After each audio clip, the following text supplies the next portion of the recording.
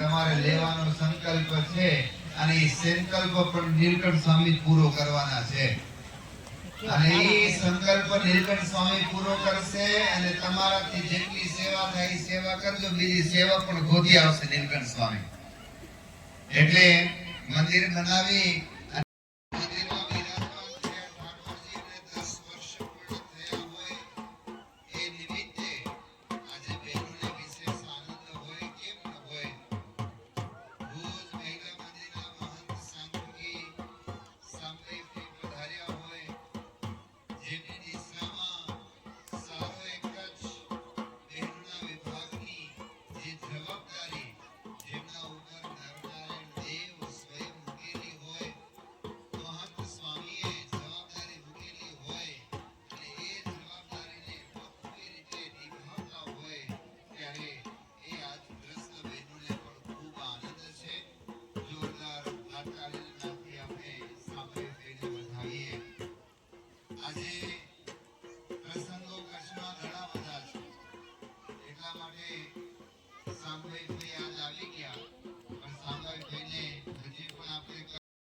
ખંતીલો આ પ્રાંત છે.